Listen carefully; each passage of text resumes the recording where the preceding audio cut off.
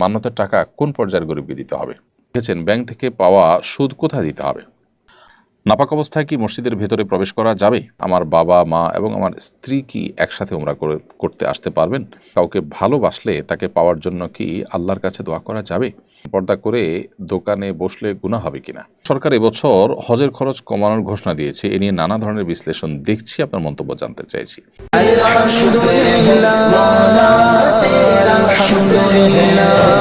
আসসালামু আলাইকুম ওয়া রাহমাতুল্লাহি ওয়া বারাকাতুহু। আলহামদুলিল্লাহ ওয়াসসালাতু ওয়াসসালামু আলা রাসূলিল্লাহ বাদ। সুপ্রিয় দর্শক শ্রোতা ভাই বোন, দেশ কিংবা প্রবাস যে যেখান থেকে দেখছেন আপনাদের সকলকে সাদর আমন্ত্রণ জানাচ্ছি। দর্শক, অন্যান্য দিনের মতো আজও ইনশাআল্লাহ তাআলা আপনাদের সঙ্গে আমরা থাকছি এবং আপনাদের করা জীবন জিজ্ঞাসার উত্তর কোরআন এবং হাদিসের আলোকে দেওয়ার চেষ্টা করব আল্লাহ তাআলা তৌফিক দিলে। আপনাদের যে কোনো জীবন জিজ্ঞাসা বাংলায় সংক্ষেপে এই লাইভের মন্তব্যের ঘরে লিখুন, আমরা ইনশাআল্লাহ আপনাদের প্রশ্নের উত্তর দেওয়ার আপ্রাণ চেষ্টা অব্যাহত রাখব।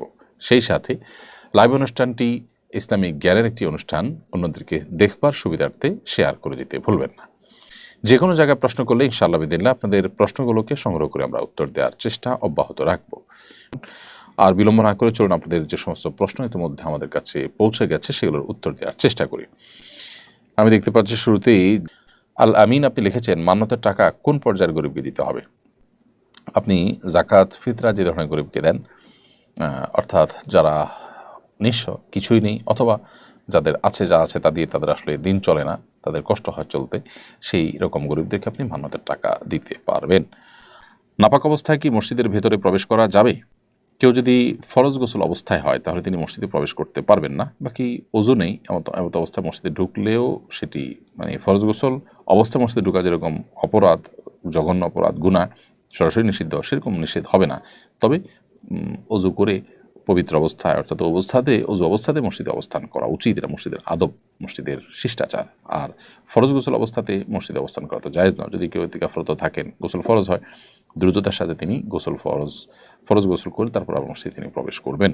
আর গোসল ফরজ হলে সে অবস্থায় তিনি মসজিদে প্রবেশ করবেন না, কারণ মসজিদ এটি পবিত্র জায়গা এবং পবিত্র লোকদের জন্য, বিধায় এ ধরনের অপবিত্রতা এটা নিয়ে মসজিদে প্রবেশ করা গুনাহের কাজ। এরপরে প্রশ্ন হলো, সরকার এবছর হজের খরচ কমানোর ঘোষণা দিয়েছে, এ নিয়ে নানা ধরনের বিশ্লেষণ দেখছি, আপনার মন্তব্য জানতে চাইছি।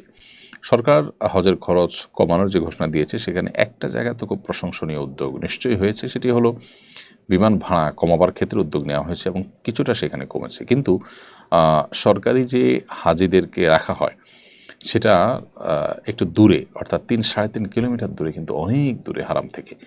এত দূরে হাজিদেরকে রেখে, অর্থাৎ হোটেল খুব দূরে দিয়ে তারপরে খরচ কমানো, সেটা আসলে খুব বেশি সুফল বয়ে আনে না। হ্যাঁ, যারা ইয়াং আছে, যারা দূর থেকে হাঁটতে পারবেন, তারা হয়তো এটা মেনে নিতে পারেন, কিন্তু তারপরও 5 ওয়াক্ত নামাজ আপনি হারামে পড়তে চাইলে আসলে 3.5 কিলোমিটার দূরে থেকে পড়া, আসা যাওয়া করা প্রত্যেক ওয়াক্তে, এটা আসলে সম্ভব না, এটা কঠিন। সেই জায়গা থেকে এই অংশের যে সমালোচনা হচ্ছে, সে সমালোচনাটাও আমি যৌক্তিক মনে করছি। তবে একই সাথে যেটি বললাম যে বিমান ভাড়া কমানোর যে উদ্যোগ নেওয়া হয়েছে সেটা যদি অল্প স্বল্পও কমে, সেটা অবশ্যই সাধুবাদ পাওয়ার মতো একটা উদ্যোগ। সেই সাথে সবচেয়ে বড় সাধুবাদ পাওয়ার মতো কাজটি সরকার করেছে, সেটা হলো বাংলাদেশে এই যাবৎকালে সকল সরকারের আমলেই সরকারি খরচে হজ করার যে একটা প্রথা ছিল সেটি তারা এই সরকার বন্ধ করে দিয়েছে। এটাকে আমরা অ্যাপ্রিসিয়েট করি এবং এটা অবশ্যই একটি যুগান্তকারী সিদ্ধান্ত। সরকারি টাকায় হজ, এটা হওয়া উচিত নয়। আমরা এটা নিয়ে লেখালেখি করেছি, বহুবার বলাবলি করেছি, আলহামদুলিল্লাহ সেটি সরকার আমল নিয়েছে, এই জন্য ধন্যবাদ তাদেরকে। আব্দুল সামাদ আপনি লিখেছেন, ব্যাংক থেকে পাওয়া সুদ কোথায় দিতে হবে? ব্যাংক থেকে সুদ যদি অটোমেটিক চলে আসে তাহলে সেক্ষেত্রে সেটা গরিব দুঃখী অভাবী মানুষদেরকে দান করে দিবেন সওয়াব নিয়ত করা ছাড়া। যেহেতু ব্যাংকের এই সুদ তার প্রকৃত প্রাপককে তাকে খুঁজে বের করে ফেরত দেওয়া সম্ভব না, সেজন্য এই কাজটি আপনি করবেন। আর যদি শুধু ব্যাংকে লেনদেন না করার সুযোগ থাকে, অপশন থাকে, তাহলে সেটাকেই আপনার গ্রহণ করা উচিত। ফাতেমা নাইম আপনি লিখেছেন, পর্দা করে দোকানে বসলে গুনাহ হবে কিনা? বোন, পর্দা করে, পর্দার সাথে যদি আপনি ব্যবসা বাণিজ্য করতে চান করেন, আপনার পর্দাহীনতা যদি না হয়, ফিতনার কোনো আশঙ্কা না থাকে, তাহলে এই শর্তগুলো সাপেক্ষে সেটি আপনার জন্য জায়েজ।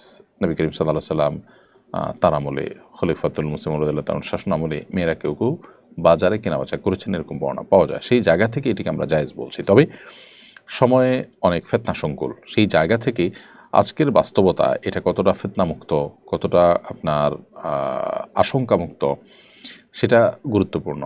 ইসলাম মেয়েদের ব্যাপারটিকে এত গুরুত্বের সাথে দেখে যে তাদের প্রাইভেসি, তাদের পর্দা, তাদের ব্যক্তিত্ব, তাদের সম্ভ্রম, সেই ব্যাপারে ইসলাম কোনো প্রকার কম্প্রোমাইজ কিন্তু করে না। বিধায় এখানে ইসলাম বরং প্রোয়েক্টিভ বিভিন্ন রকম উদ্যোগ গ্রহণ করে থাকে যাতে করে কোনো রকম ক্ষতিগ্রস্ত তারা না হন। রাজু ইসলাম রাজু লিখেছেন, কাউকে ভালোবাসলে তাকে পাওয়ার জন্য কি আল্লাহর কাছে দোয়া করা যাবে? ভাই রাজু ইসলাম, কাউকে যদি আপনি ভালোবাসেন, কাউকে পছন্দ করেন, বিয়ের আগে যে পছন্দ করাটা, এই পছন্দ করা এক জিনিস আর ভালোবাসা আরেক জিনিস। পছন্দ করলেন সেটিতে হতেই পারে, তাহলে আল্লাহর কাছে বললেন যে আল্লাহ অমুককে আমার কাছে দিনদার মনে হয়, আমি তাকে পেতে চাই। আপনি দোয়া করতে পারেন, কিন্তু তার চেয়ে উত্তম দোয়া, আদর্শ দোয়া হলো যে আল্লাহ যদি তাকে পাওয়ার মধ্যে আমার কল্যাণকর হয় আপনি ব্যবস্থা করে দিন, আর না হলে আমার মন থেকে তাকে দূর করে দিন। এটি হলো সবচেয়ে আদর্শ দোয়া, সবচেয়ে সঠিক দোয়া। কারণ আপনি যাকে পাওয়াটাকে গুরুত্বপূর্ণ মনে করছেন, ভালো মনে করছেন, তাকে পাওয়াটা গুরুত্বপূর্ণ নাও হতে পারে, আপনার জন্য বরং ক্ষতিকরও হতে পারে। সেই বিষয়টি আমাদের মাথায় থাকতে হবে। আর বিবাহের আগে এই তথাকথিত ভালোবাসা কারোর প্রতি, এটা হারাম। অতএব পছন্দ হওয়া কোনো কারণে তার সম্পর্কে জানলেন, জানার সুযোগ হয়েছে, কাকতালীয়ভাবে জেনেছেন, সেই জায়গা থেকে আপনি তাকে পছন্দ করেন, সেটা ভিন্ন বিষয়। কিন্তু তাকে রীতিমতো ভালোবাসেন, স্বামী স্ত্রীকে যেরকম ভালোবাসে সেরকম ভালোবাসেন, তাকে ফিল করেন, এবং আপনি এই পছন্দ হওয়াটাকে আরও ডিপ লেভেলে নিয়ে গেছেন, তো সেটা অবশ্যই গুনাহের কথা, সেটা কিন্তু জায়েজ নয়। এমনি সবুজ মাহমুদ আপনি লিখেছেন, আমার বাবা মা এবং আমার স্ত্রী কি একসাথে উমরা করতে আসতে পারবেন? আপনার বাবা যেহেতু আপনার স্ত্রীর মাহরাম শ্বশুর হিসাবে, অতএব আপনার বাবা মার সাথে আপনার স্ত্রী অবশ্যই উমরা করতে যেতে পারবেন, হজ করতে যেতে পারবেন, কোনো অসুবিধা নেই। মেয়েদের উমরা বা হজ কিংবা যে কোনো সফরে একজন মাহরাম থাকাটা গুরুত্বপূর্ণ। সেই মাহরামটা স্বামী থাকতে হবে, নট নেসেসারি শ্বশুর যেহেতু মাহরাম, অতএব শ্বশুরের সাথেও তিনি যেতে পারবেন। প্রিয় দর্শক, দেখতে দেখতে অনুষ্ঠানের একেবারে শেষ প্রান্তে আমরা চলে এসেছি। এখন সময় হয়েছে বিদায় নেওয়ার। আল্লাহ যে তৌফিক দান করেন, পরবর্তী লাইভ অনুষ্ঠানে আবার দেখা হবে ইনশাআল্লাহ। সে পর্যন্ত আল্লাহ তাআলা সবাইকে ভালো রাখুন, সুস্থ রাখুন, নিরাপদে রাখুন। আজ এ পর্যন্তই। জাযাকুমুল্লাহ খাইর। আসসালামু আলাইকুম ওয়া রাহমাতুল্লাহি।